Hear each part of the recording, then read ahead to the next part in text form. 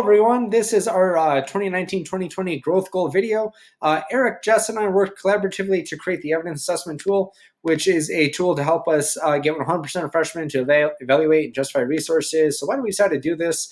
It built on last year's goal, which was claim assessment tool that Eric and Jess worked on. They had me from social studies, and so we want to make students critical consumers of the media that they're consuming. We want to prepare freshmen for up-level work and develop a tool that can take sources that are not already vetted and help students vet them. So the process for this was a long one, lots of discussion, lots of gray areas that were fleshed out. So anyway, we started by what are credible sources. We broke those down.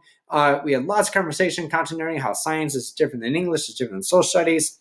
We consulted various sources, Teresa Kramer, other colleagues in the internet, obviously, and we wanted to make a kid-friendly format that was language friendly and would be visually appealing.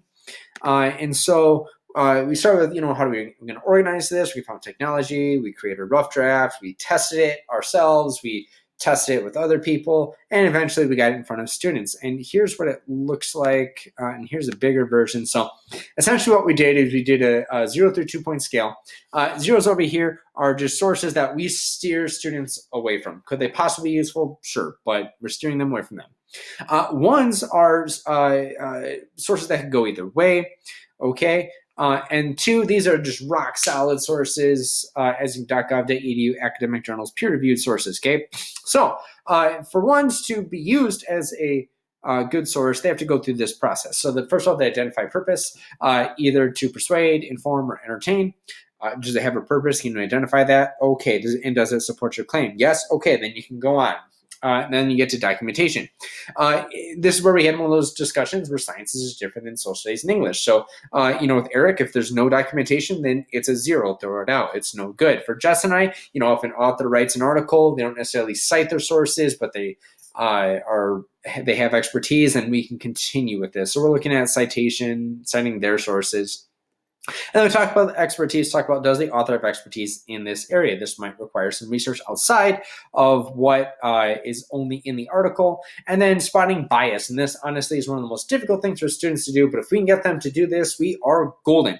And we had discussion about hidden and upfront or explicit and implicit bias. Like I said, this is a challenge, but we want students to be able to spot that and see where the author is coming from.